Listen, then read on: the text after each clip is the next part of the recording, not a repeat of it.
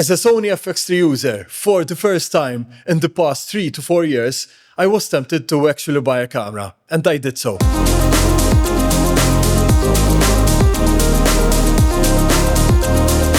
I wouldn't say that this camera is an FX3 killer or so, that depends on what you're looking for, but this new compact cinema camera is definitely something to consider for 2026. I'm talking about the Nikon ZR. Nikon recently bought Red, and together they've come up with this first camera, which is magic in my opinion. Is it flawless? No. It definitely has its flaws. I haven't tried it yet, I need to try it out, but from the reviews I've seen, I know that it has some flaws that Nikon can easily fix with a firmware update, so that doesn't really worry me for now. I'm pretty sure that Nikon will come up with a firmware update very soon.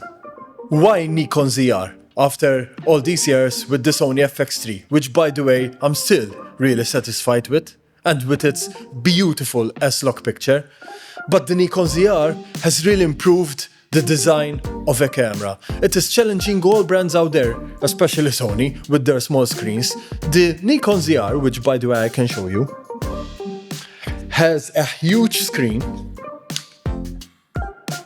which makes it possible to go out and film without having an additional monitor up here.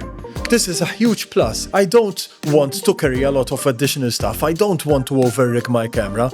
And Nikon really worked to have a minimal design with some compromises maybe, but not with a lot, I would say. So if I had to be honest, the screen was one of the biggest things that made me buy this camera. But the fact that this camera produces .r 3D files is of a huge benefit for you as a solo filmmaker or filmmaker who works in a team. Having that flexibility in post of working with a raw .r 3D file is just beautiful, and this small camera here produces that. Now here at Video Cafe we have the Red Komodo, which I wouldn't say that is a big camera at all. However, the fact that such a compact, such a small camera produces .r 3D files is something out of this world, something that we haven't really seen before on such a small camera. Apart from recording in .r 3D files, the camera can record in H.265 and H.264. However, there are quite a lot of reviews out there on YouTube that say that the H.265 that the Nikon produces, that the Nikon ZR produces, isn't similar to the Sony H.265 ones. What they mean is that it's not of the same high quality H.265 that we're used to see on Sony FX3 cameras, and I would agree that Sony FX3 cameras has just beautiful H.265, especially when recording an S-Log and then color grading that, it gives you a lot of flexibility. So if you're looking for flexibility in post, I would say that playing around with the .r 3D files is the best option on the Nikon ZR. However, sometimes you're doing run and gun shooting, like I do a lot, and I can't work with .r 3D files all the time because that's definitely an overkill. You need a lot of storage, which, to be honest, we have quite a lot of storage here, and I'm used to working with these big files because, as I told you, we have a Red camera here and we've worked with .r 3D files. But yes, we have come to the conclusion that we can't work each and every project with .r 3D files. So if I had to be honest, I still need to check the quality of the H.265 myself. Because even though they say that the H.265 of the Nikon ZR doesn't match the H.265 of the Sony FX3, you really need to see what kind of difference there is in quality. It might be more than good enough to produce client work, which looks beautiful by the way. I've seen H.265 footage online coming out of the Nikon ZR, which looks a bit not so good, I would say. However, I've seen H.265 footage coming out of the same Nikon ZR, which looks great. So I think one of the tricks is to find somehow the right formula to get the best picture possible out of the H.265. As I said, I've just bought this Nikon ZR and I need some time to test it around and maybe do another video where I can talk about that in the coming days. So I would say I'm quite excited. I am very happy that I bought this camera. I am definitely looking forward to see how flexible I am in working with this camera, with this small camera. With a lovely screen here. You can see the size of the screen. It's not on at the moment.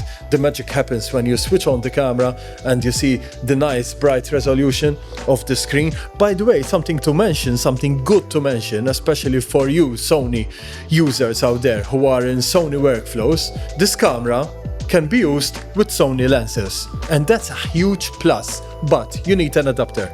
You need this Viltrox adapter, if I said the name correctly, which attaches to the camera itself. It's a very thin adapter, as you can see, but then you can use the Sony lenses on this camera, which is just beautiful. First impressions, I am not so impressed because the lens doesn't click, so it's not quite sturdy, to be honest. So I wouldn't recommend it to someone who has a bit of an OCD.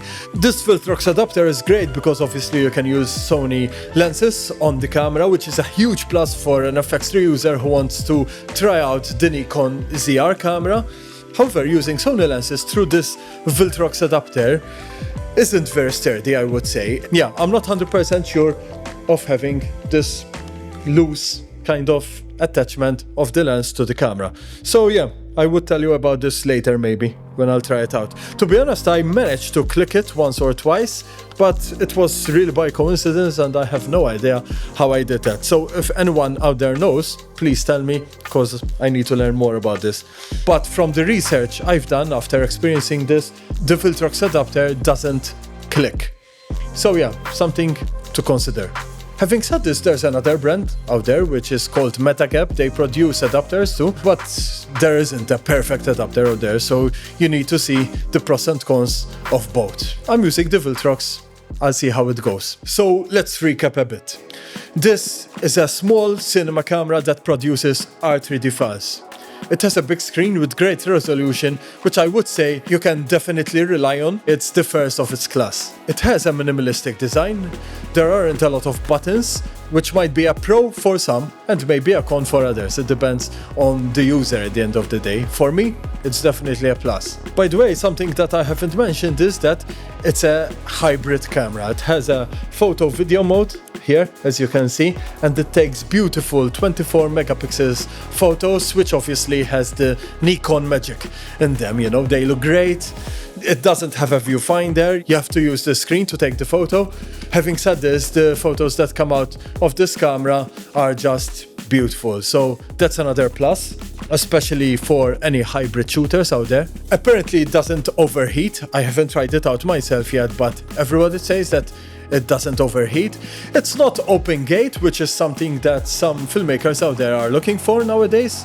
But all in all, I would say that I'm ready to do these compromises and get this camera, get my hands on this camera, see how it goes, especially in documentary filmmaking. I'm looking forward to buy the Nikon microphone, which attaches here without any cables or so.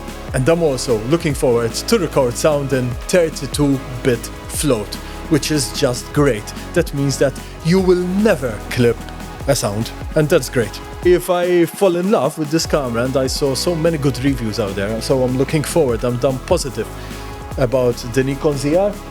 If I'm invested enough in the long term, I would consider buying a Nikon lens, 1, 2, or maybe 3, who knows. But for now, I'm sticking to the Sony ecosystem.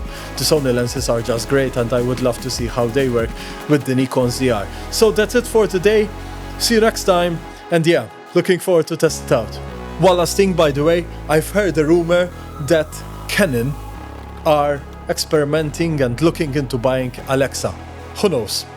Nikon bought Red, Canon buying Alexa. Is it true? I don't know. It was just a rumor that I heard. But yeah, we look forward for such collaborations, you know?